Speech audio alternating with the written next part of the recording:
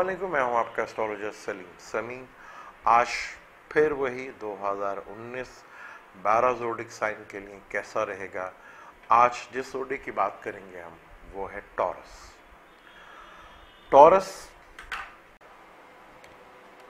अगर अभी तक आपने मेरे चैनल को सब्सक्राइब नहीं किया तो प्लीज़ उसे सब्सक्राइब कर लीजिएगा और बेल के बटन को ज़रूर दबाइएगा ताकि हर आने वाली वीडियो आपको सबसे पहले मिले। के लिए 2019 कैसा रहेगा। टॉरस पिछले साल काफ़ी मुश्किलात में रहे। सैटर्न उनके 8वें घर में बैठा हुआ है। जब मून से सैटर्न 8वें घर से बैठे तो ढैये के असरात होते हैं। तो टॉरस वालों को ढैये के असरात काफ़ी तकलीफ़ दे रहे हैं। काफ़ी टेंशन वाला टाइम रहा। अगर मैं इसको कहूँ, अगर आप इसको थोड़ा सा ये सोचेंगे आपका ट्रेनिंग का टाइम है, आगे आपको ज़्यादा कुछ अचीवमेंट करना है या ज़्यादा चीज़ें आगे लेके जानी है, ज़्यादा बड़े काम करने हैं या ज़्यादा अचीवमेंट हासिल करनी है, तो उसके लिए ट्रेनिंग का भी ज़रूरी होती है। तो सैटर्न का ये पीरियड आपके लिए ट्रेनिंग के लिए बहुत अच्छा है। सैटर्न आपके 8वें घर में बैठा हुआ है। एक पॉजिटिव चीज़ जो पिछले साल के ख़त्म होने से पहले ही जुपिटर आपके 7वें घर में आ गया। हालांकि जुपिटर आपके इस कुंडली में मैलिफिक माना जाता है, लेकिन 7वें घर में जुपिटर कारक माना जाता है। तो 7वें घर में कारक है और 5वीं नज़र से अपने ही घर को देखेगा और ताले को भी देखेगा और तीसरे घर को भी देखेगा। तो जुपिटर एक पॉजिटिव स्टार है, हाई पॉजिटिव स्टार है। एक तो सोच जो आपकी नेगेटिव हो रही थी उसको थोड़ा पॉजिटिव करेगा, आपकी बॉडी को थोड़ा सा पॉजिटिव करेगा। और आपके अगर बहन भाइयों से मसाइल बिगड़ रहे थे तो बहुत अच्छा टाइम है उनके साथ ये पैचअप करने का। आप अपने मसले जुपिटर की वजह से बहुत ज़्यादा बेहतर कर सकते हैं। अपने मसाइल बड़े बहन भाइयों और छोटे बहन भाइयों से मसले हल कर सकते हैं। करीबी रिश्तेदारों के साथ भी छोटे ट्रैवल से आपको फ़ायदा होगा। ट्रैवलिंग करने से आपको डेफिनेट फ़ायदा होगा और जो मेहनत कर रहे हैं उसका आपको सिला भी मिलेगा। मंगल साल के शुरू में आपके 11वें घर में होगा। आपके 7वें का मालिक और 12वें का मालिक 11वें घर में। मार्स भी 11वें घर में कारक माना जाता है, बहुत बड़ा कारक माना जाता है। तो मार्स का भी आपको बेनिफिट्स मिलेगा। जुपिटर भी देख रहा है, तो यहाँ पे आपको डेफिनेट बिजनेस पार्टनर या लाइफ पार्टनर से या सडनली कोई अमाउंट या बैरून मुल्क से कोई आपको खुशखबरी या बैरून मुल्क से अगर कोई काम आपका रुका था तो ये टाइम आपके लिए काफ़ी बेहतर साबित होगा। सबसे बड़ी तकलीफ दे आपको ये होगा सैटर्न जो आपके बैठा हुआ है 8वें घर में, क्योंकि आपके 9वें और 10वें का मालिक है। इसी वजह से वो 10वें घर को देख रहा है। मार्स फरवरी के महीने में आपके एक्वेरियस से 6 नवंबर को आ जाएगा, वो भी आ गया था। अब जो पिछले साल जो अग्रेसिव होके आपने थोड़े फैसले किए बिजनेस के मामले में, तो अब सैटर्न वहाँ पे दोबारा अपने घर को देख रहा है। जुपिटर भी 11वें घर में देख रहा है, मार्स भी 11वें घर में है। तो यहाँ पे जब सैटर्न अपने घर को देखेगा तो बिजनेस के हालात में तो आपको बेहतरी लेकर आएगा। जो आपको प्रॉब्लम थी कि पैसा डिले हो रहा है, डिले आपके काम हो रहे हैं, जिसकी वजह से आपको टेंशन डिप्रेशन काफ़ी हद तक बढ़ रही थी, उसमें आपको काफ़ी हद तक रिलीफ मिलेगा मार्स के 11वें घर में और जुपिटर के 7वें घर और 11वें घर से आपको काफ़ी नए डील्स और फ़ायदे आपको मिलेंगे। लव अफेयर के मैटर्स काफ़ी तकलीफदेह साबित हो सकते हैं।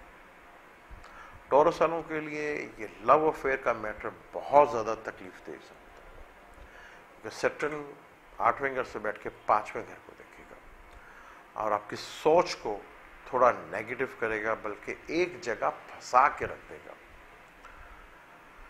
रिलेशनशिप में आपकी दरारें आएंगी, तकलीफ होगी, वहाँ से रिलेशनशिप बिगड़ेंगे, लेकिन आपकी सोच यही रहेगी कि मैं इस रिलेशनशिप को किसी न किसी तरह कायम रखूं, जो कि हालात उस तरफ नहीं होंगे, जो कि आपके लिए काफ़ी तकलीफ दे टाइम होगा, मुश्किल टाइम होगा आपके लिए। रिलेशनशिप और जुपिटर का 7वें घर में बैठना जो टॉरस शादी के लिए थे उनके लिए तो काफ़ी बेहतर है, उनकी शादी हो सकती है। अब जब सैटर्न आपके 5वें घर को देख रहा है, मरकरी भी जब डिस्टर्ब होगा तो लव अफेयर्स के मामला की वजह से आपके कैरियर और आपके जॉब में और आपके बिजनेस में काफ़ी हालात ख़राब हो सकते हैं। तो ये सेक्टर बहुत ही आपका मुश्किल तरीन है। शादी ज़रूर होगी, ये जुपिटर 7वें हाउस में बैठा हुआ है, मंगल भी 11वें घर में आएगा, तो ये टाइम बहुत अच्छा आपके लिए रहेगा शादी के लिए। जैसे ही मई और अगस्त आएगा तो मार्स आपके दूसरे घर में होगा, तो ख़ास तौर पर अपने आइस का ख्याल रख लीजिएगा। आइस ख़राब होने का या ऑपरेट होने का इशारा देता है। आपके एग्रेसिव होने बोलने से लोगों को तकलीफ होगी, तो जितना हो सके अपनी कंट्रोल रख लीजिएगा अपनी लैंग्वेज के ऊपर, अपनी ज़ुबान के ऊपर। आपकी ज़ुबान से लोगों को काफ़ी तकलीफ दे हो सकती है। फैमिली में कोई डिप्रेशन या टेंशन का टाइम आ सकता है। किसी बच्चे को चोट लगने की टेंशन, डिप्रेशन हो सकते हैं। जो टॉरस बच्चे एजुकेशन हासिल कर रहे हैं उनके लिए भी ये साल थोड़ा सा मुश्किल रहेगा। एजुकेशन के लिहाज से थोड़ा सा टेंशन और डिप्रेशन के हालात बने रहेंगे।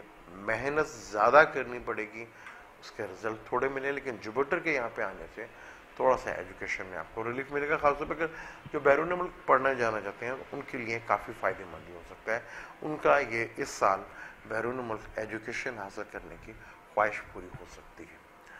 जुपिटर का अप्रैल में 8वें घर में आना और अपने घर में आना, जो आपका रुका हुआ पैसा था या डूबा हुआ पैसा था उसके मिलने के चांसेस बनेंगे और कोई विरासती प्रॉपर्टी के से मसाइल हल होते हुए नजर आएंगे और आपका विजडम भी बढ़ेगा।